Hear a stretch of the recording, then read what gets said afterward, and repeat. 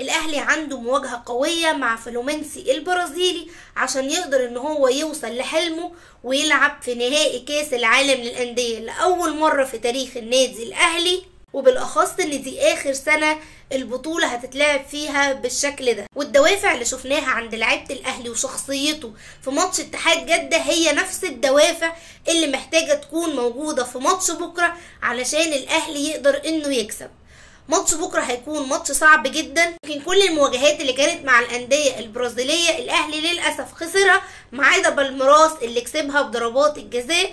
بس من امتى التاريخ كان بيفرق مع الاهلي هو اللي بيعمل تاريخ. فكلنا بنقول يا رب الاهلي ان شاء الله يحقق النصر بكره، ولو لا قدر الله الاهلي ما قدرش انه يتخطى عقبه فلومينسي احنا برضو هنكون فخورين بالنادي له، ولكن ان شاء الله نقدر. الاهلي دايما معودنا انه مفيش حاجة صعبة ولا مستحيلة، وفي الكرة عادة مفيش حاجة صعبة ولا مستحيلة، دي بتبقى ظروف مباراة، وان شاء الله يكون التوفيق مع الاهلي. طيب مين هم فريق بقى فلومينسي البرازيلي؟ خدعوك فقالوا دي فرقة كبار وكلها عواجيز والاهلي هيقدر يكسبها بسهولة. هتلاقي الفرقة عندهم مقسومة نصين، نص فعلا سنهم كبير وعنده اخطاء الاهلي يشتغل عليها، ونص سنه كبير بس خطير زي ما بيقول. اول حاجة حارس المرمى عنده 43 سنة تقريبا بيعمل ريكورد زي عصام الحضري.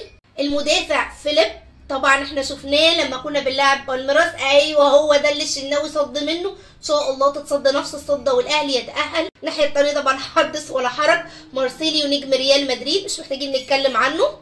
قصاده بيلعب كينو نجم بيراميدز السابق، ايوه هو ده اللي كان بيجيب من نص الفرص فاكرينه، واللي كان بيراوغ وهو تاني اكتر لاعب عامل مراوغات ناجحه في الفريق. ونيجي طبعا للمهاجم الخطير كانو اللي عنده 35 سنه. طبعا انت افتكرت اول ما اقول 35 سنه انه مهاجم مش موجود زي اللي عندنا، لا اوعى تفتكر ان كانو ده زي اللي في خبر كانو واتطرد.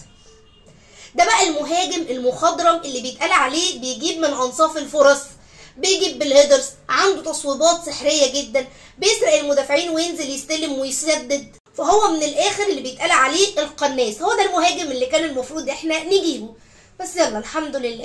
اما بعد كده عندك لاعبين سنهم صغير وهم اللاعبين بتوع خط النص سواء مارتينيز او اندري، والاثنين اخطر من بعض. بالاخص اندري لعيب عنده 21 سنه والتاني عنده 22 سنه، مرشحين ان هم يلعبوا في اكبر انديه اوروبا. في ناس بتقول ان هو مرشح يلعب في ريال مدريد، مش عارفه بصراحه المعلومه دي، ولكن هو قاطع للكور بشكل مميز جدا، بيلعب لونج باص بشكل مميز، بيعتمدوا عليه في بناء اللعب. من الاخر ده لازم تقضي على خطورته وما تخلوش يشم نفسه، ودي هتكون معركه خط النص بكره، سواء بقى اللي هيلعب مروان عطيه وامام عاشور وديانج او كوكا.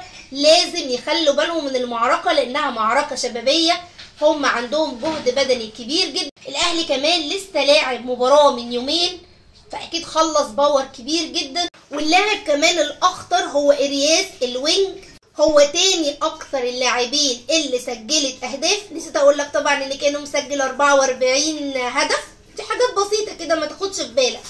هو كمان اكثر اللاعبين صناعه للاهداف، اكثر اللاعبين مراوغه، وهو فعلا وينج عصري عنده 26 سنه، دريبلينج ممتاز جدا 1 على 1. ودي الجبهه اللي علي معلول لازم ياخد باله منها، ولازم حسين الشحات يرجع هو واللي خد اللي من خط النص يدافع معاه. هما بقى بيلعبوا ازاي؟ بيلعبوا بطريقه اللامركزيه العشوائيه، هي عشوائيه مثمره جدا. قدروا من 38 مباراه يسجلوا 51 هدف، يعني 1.3 تقريبا في المباراه الواحده. هما كمان بيعتمدوا على طريقه ان انا اكدس لاعبين في جبهه واحده، 7 أو 8 لاعبين في جبهه واحده عشان يخلوا المنافس محتار، اللي هو انت هتمسك مين؟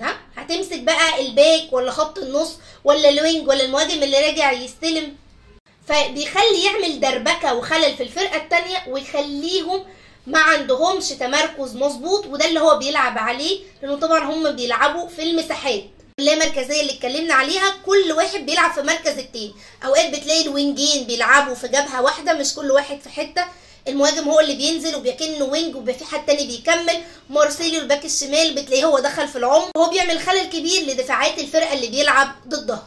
ولذلك اكيد انا متاكده ان مارسيل كولر لازم ينزل بنفس السيستم الدفاعي والمنظومه الدفاعيه اللي كان بيلعب قدام اتحاد جده بيها. الترحيل ازاي انت كنت بتشوف علي معلول بيتقدم ورا كوكا، ازاي هاني كان ساعات بيضم هو في العمق عشان يغطي ياسر ابراهيم وعبد المنعم. ولازم طبعا مش محتاجين نقول نقرب المسافات على قد ما نقدر، مش هينفع تسيب لهم مساحات لان دول لعيبه برازيليين، هتلاقي نفسك لابس في اهداف. التغطيه الدفاعيه من تاو وحسين الشحات لازم يرجعوا يعملوا مسانده مع معلول ومع هاني. كمان هم لازم تمنع عليهم سلاح التصويبات لان تصويباتهم ما بتجليش وما بتهزر، فلازم تمنع كل الخطوره بتاعه التسديدات، ما تدهمش مساحات كبيره يقدروا ان هم يلعبوا فيها. طيب معنى كده ان الفرقه جامده جدا ومستحيله والاهلي مش هيقدر يعمل حاجه؟ لا، زي ما هم هجوم مميز جدا عندهم مشاكل دفاعيه خطره جدا. فهتلاقي زي ما هم مدخلين 51 هدف هم داخل فيهم 47 هدف بمعدل 1.2 في كل تقريبا مباراه. اخر حاجه حابه اقولها ان هم فرقه بيلعبوا على الاستحواذ بشكل كبير جدا ويعملوا باصات صغيره عشان تخلخل برضو الدفاع، لكن هم كمان مميزين في اللونج باص اللي بيلعبوه على احد الوينجات. الضغط اللي هم بيقدروا ينجحوا فيه، بص هنا ازاي قدر يضغط وهيستخلص الكوره وهيروح بيها من بس من كل المميزات دي قدامها كمان جانب دفاعي فيه مشاكل.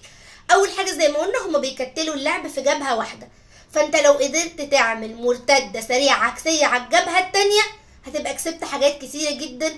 وانا بشوف ان امام عاشور لو عمل التحول ده بشكل مميز هتبقى هي دي نقطه التحول. المساحات كمان اللي بتكون موجوده في ظهر بالذات الجبهه بتاعه مارسيليو وكينو لانه سنهم كبير شويه فما بيقدروش يعملوا دفاعي، لازم نستغلها. كمان لازم تلعب اللونج باص، عارفين اللي هو كاسر للخطوط، وهم عندهم مشكله دفاعيه سواء بقى في ارتداد الدفاعي سواء في المدافعين. لو ضغطت عليهم بتقدر تستخلص الكوره زي ما شفنا كده الماتش اللي فات لما المدافع ارتكب ضربه الجزاء. ولازم تستغل البطء اللي عند فيليب، وكمان انت لو ضغطت عليه بتقدر تستخلص منه الكوره. وهنا ده هيكون طبعا دور مميز جدا لكهربا. لو شفنا بص هم متكتلين في جبهه واحده، بس بص هم هيقدروا ازاي الفرقه التانيه تطلع بالكوره لونج باص للاعب اللي موجود في خط، باصه تانيه تالته بقى خلاص منفرد بالجون. بص كمان المشاكل الدفاعيه اللي عندهم هنا، من كوره بيطلع المهاجم هو وبيقطع على العرض وبيقدر ان هو يسجل. هم كمان عندهم طموحات ان هم يوصلوا للنهائي